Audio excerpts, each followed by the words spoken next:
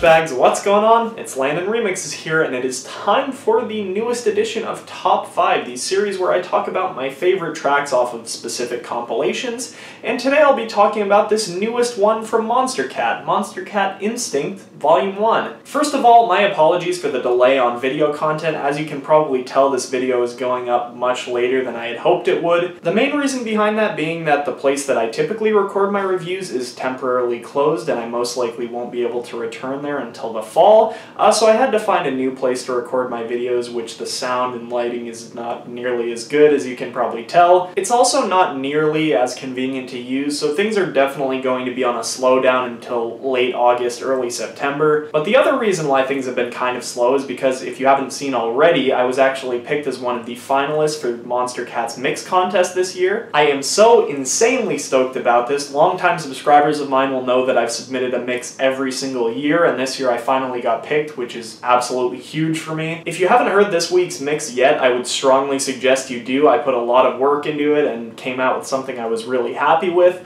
So down in the description below, I'll have a link where you can listen to it and vote for me if you like the mix, but you know, vote for your favorite too. Without further ado though, there's a lot to talk about here, so let's get right into it. At the beginning of 2018, Monstercat split their label into two sub-brands, Uncaged and Instinct, with Uncaged focusing more on heavy-hitting EDM bangers, and Instinct focusing on more vibrant, vocal-centric, and melodic poppy music. And at first I wasn't really super sold on the split, and I kind of disagreed with it. I thought, why doesn't Monstercat just upgrade to having 4 releases a week on one channel? That makes more sense to me. But the further and further we've gotten into 2018, the split has kind of made more sense to me. Uncaged seems to be catering more to Monstercat's core YouTube audience more than anything else, to the people who found Monstercat through the gaming community, to the people who really need that high-energy dance music. Since in 2017 Monstercat was as widely appealing as they ever have been, it makes sense that they felt like they needed to refocus into two different brands, especially because they had so much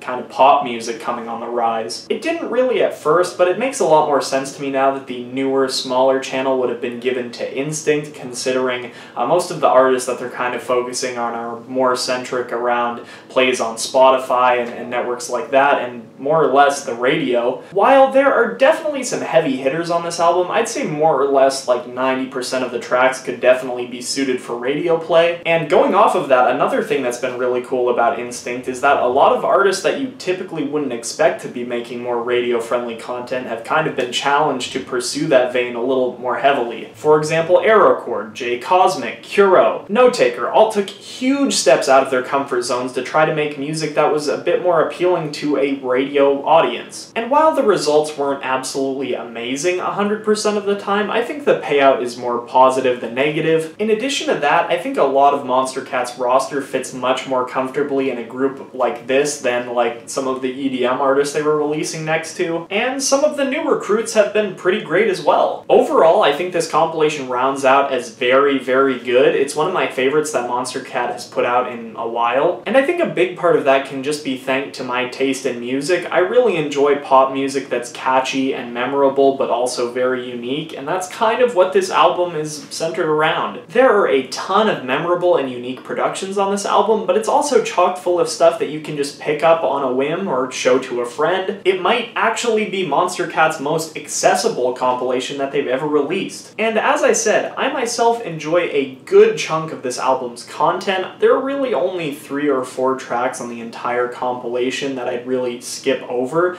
The main one of those being the Different Story single by The Night, which I think is a huge downgrade from what they were doing as Nero. I don't want to be too negative though, because I do like this compilation a lot. And since this album has 40 tracks on it as to opposed to the typical 30 on a Monstercat compilation, I actually feel like it would be right to shout out a few songs that aren't going to make my top 5, but that I am enjoying quite a bit regardless. Those being Ocean Eyes by J Cosmic, Machine Machine by Bishu, Dream in Color by Halion, On My Own by Lucas and Abel Hart, Hang Up by World, Let You Go by Savoy, and This Love by Luther. Now keep in mind, those are the tracks that I just especially find myself coming back to over and over again. My top 5 are tracks that I really love for a number of different reasons and find pretty much flawless. As I've done in the past, I'm not going to be counting these down by the order that I like them from 5 to 1 or anything like that. I'm just going to count them in order of how they appear on the album chronologically. So starting off, of course, I've got Ready to Fly by Didrik featuring Adam Young. For anyone that knows me, this song's placement should not be a surprise. I am a huge Owl City fan. While it's really exciting to hear Adam's iconic voice on a Monstercat release, there are really so many more reasons to why I love this track. I love what it emotionally represents for Didrik, kind of breaking the chains of the record label contract he's been stuck in for a few years. He's not being held back any longer. He's quite literally ready to fly and ready to release all this music that he's been meaning to put out for so long. A lot of people have dismissed this song as a generic future bass song, but honestly I don't really hear it, because the thing that this song most reminds me of is like a newer adaptation of the music Adam Young himself was giving us like 10 years ago. It's amazing. This is really the closest Adam has sounded to his Ocean Eyes era since All Things Bright and Beautiful released, and I know I said that about Cinematic, but this song is even closer to that. I mean, sure, it's a Didrik song, and it definitely features a lot of his signature sounds, but I think it sounds so much like an Owl City song because he was one of the primary inspirations to Didrik as an artist, and I think that's what makes them such a great pairing on this song. Moving forward, I've got the Instinct release that actually came out right after Ready to Fly, Fortress by Rogue. This is earnestly my favorite track that Rogue has done in a long time, probably since Imperfect Views. As you guys might already know, this track has been my outro song for the entirety of 2018, and while my outro track for 2017, Grant's Wake Up, kind of got a little bit tiring for me by the time the end of the year rolled around, this song has been a lot more of a different experience. I appreciate this song more and more with every passing listen. I love the R&B flair that it has to it, and I think Rogue's vocals go really nicely with that. The vocal chops and melodies are really unique and memorable. That bass line during the drop is so nice and so like unbelievably heavy, and I also love the jazzy chords that are going on during the transition periods of the drop. While I do think the song definitely could have benefited from having a little bit more variety or having a different second drop, I also think it's good enough as it is that it sets itself pretty high above most of the other content on this album. My third pick has got to go to Kuro for Afraid of the Dark. This is Kuro's attempt at making a track with some J-pop flair as they teamed up with J-pop vocalist Sophia,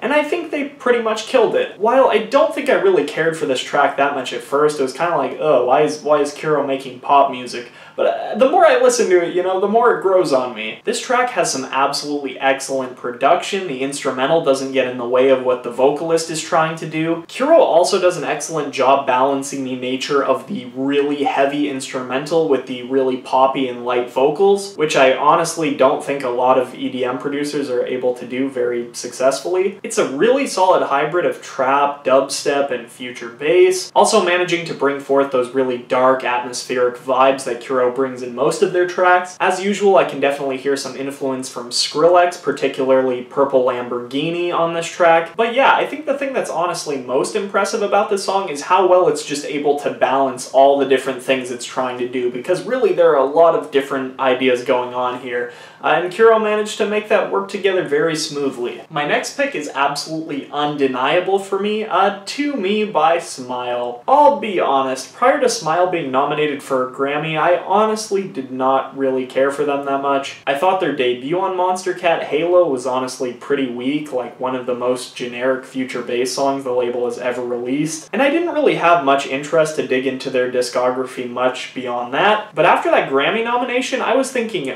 boy, how are they going to come back from this one? And they did, because To Me is absolutely incredible. And though a lot of my love for this song can be attributed to the absolutely killer keyboard solos from Nick Smith, Smile still managed to make a lot of different elements work together very nicely in this track. They seamlessly work together pop, indie dance, R&B, and jazz into the song all in one. Like, It's crazy. I really enjoy the lyrics as well, with Kiddo AI singing about the longing to just be in someone's presence. And the little R&B break right before the second drop just gets me every single time. I don't know if you guys noticed, but I actually did work that section of the song into my initial Monstercat mix that I made for the contest. But yeah, I just really love this song, and to me, this is the kind of stuff that Grammy-nominated producers should be making. And now I'm coming to the realization that my number 5 pick should have been my number 3 pick because it comes much sooner in the album.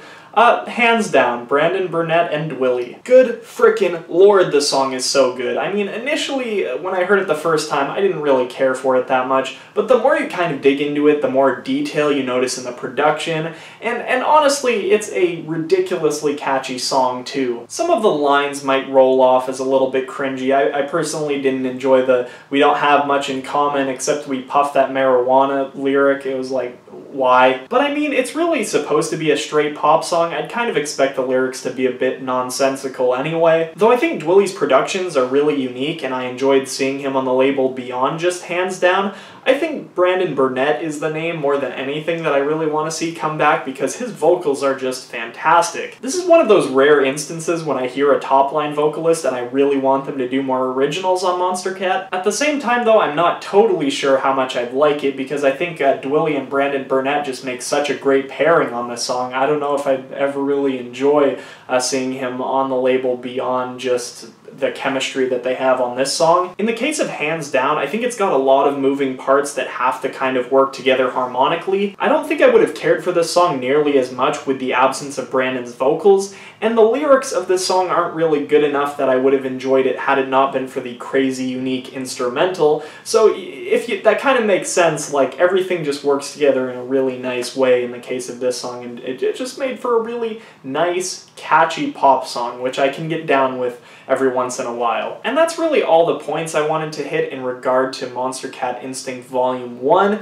If you guys haven't listened to this compilation already, which you should have by now, it's been out for like over a month, so you're missing out if you haven't checked this one out, but please do if you haven't yet. I'll definitely see you guys soon. It should be in the form of a review pretty soon here. I'm going to try to do a couple throwbacks and a few regular kind of album reviews before the summer's over. As I said, things are going to kind of naturally be slower due to reasons beyond my control, but I hopefully will be able to get as much content out to you guys as possible. And if you haven't yet, please do check out my Monstercat mix for round 2. It's like an Instinct versus Uncaged kind of thing going on, and I'm really happy with the result of my mix, so definitely check it out if you haven't yet, and give me a vote if you like it. Anyway, I'm Landon Remixes. I hope you guys enjoyed this edition of Top 5, and I'll catch you later. Peace.